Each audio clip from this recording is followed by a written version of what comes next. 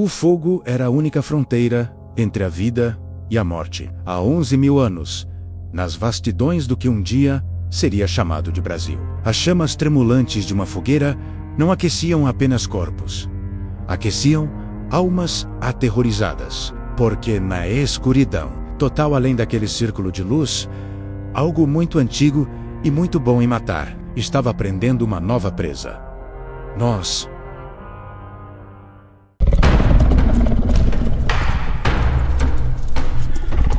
Hoje, vamos encontrar esse pesadelo, não nos livros de história menos porque ele foi apagado deles menos, mas na terra, nos ossos e no DNA do nosso próprio medo. Este é o predador que talhou o terror nos genes dos primeiros brasileiros. O maior, mais especializado e mais aterrorizante felino que já pisou nas Américas. O Smilodon populator.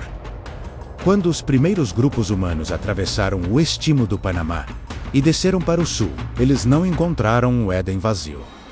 Encontraram um continente cheio de gigantes, preguiças do tamanho de elefantes, tatus do tamanho de carros, mastodontes que faziam o chão tremer. E no topo dessa cadeia alimentar monumental, um senhor das emboscadas, um mestre em transformar a respiração de um animal em um último suspiro. As medidas do Smilodon populator são uma lista de especificações para um assassinato perfeito. Até 400 quilos de músculo puro, concentrados em um corpo mais robusto e baixo que o de qualquer leão ou tigre moderno. Ele não era construído para perseguições longas. Era uma usina de energia explosiva, projetada para uma única investida avassaladora. Os ombros eram altos, poderosos, cheios de força para derrubar presas muitas vezes maiores. As patas dianteiras, desproporcionalmente musculosas, terminavam em garras retráteis afiadas como punhais de obsidiana. Mas o verdadeiro ícone do terror, sua assinatura, estava na boca. Os famosos dentes de sabre, lâminas de quase 30 centímetros de comprimento. Por décadas, imaginamos esses dentes sendo usados para dilacerar, para cortar pedaços enormes de carne. Estávamos errados.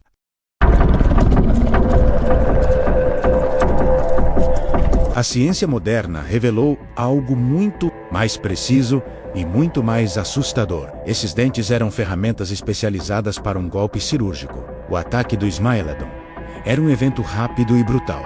Ele usava sua força colossal para imobilizar a presa, muitas vezes mordendo e segurando com a poderosa mandíbula inferior. E então, num movimento preciso, ele levava a cabeça para trás e para baixo, cravando os caninos superiores, os sabres, no lado do pescoço da vítima, o alvo, a jugular, a traqueia, as vértebras. Era um golpe de misericórdia evolucionário, que cortava o fluxo de sangue para o cérebro, ou o ar para os pulmões, em segundos. A morte era quase instantânea, limpa, eficiente e aterrorizante. Agora, coloque o primeiro ser humano nessa paisagem. Um caçador-coletor, inteligente, que sabe fazer ferramentas de pedra, que conhece o fogo, mas que, em termos físicos, é lento, frágil, sem garras ou dentes impressionantes. A evidência direta, ossos humanos com marcas de mordida de Smilodon, é rara. A arqueologia é um jogo de probabilidades e de contextos sombrios. Mas em sítios como Lagoa Santa, em Minas Gerais, nós temos ossos de humanos daquele período e ossos de Smilodon daquele período. Na mesma camada de terra, no mesmo momento geológico. Eles coexistiram. E na dura lógica da natureza, onde um grande predador e um primata desprotegido compartilham o mesmo espaço, uma pergunta se impõe. Será que nós éramos caça? A resposta, quase certamente, é sim. Não como presa principal. Um Smilodon preferiria uma fêmea prenhe de mastodonte, com muito mais carne, mas como uma oportunidade. Uma criança que se afastou do grupo. Um adulto ferido ou doente. Caçador isolado que teve o azar de cruzar o caminho de uma fera faminta. Para o Smilodon, um humano era uma refeição fácil, sem defesas naturais. Para os humanos, o Smilodon era a materialização do perigo absoluto. Um predador silencioso que podia estar em qualquer moita, atrás de qualquer árvore, à noite. Então, Devia ser um período de ansiedade insuportável. Cada sombra fora do alcance do fogo podia ser ele. Cada ruído na mata, seu passo furtivo. Esse medo, esse trauma coletivo de ser caça, está possivelmente impresso em nosso inconsciente mais profundo. Então, o silêncio.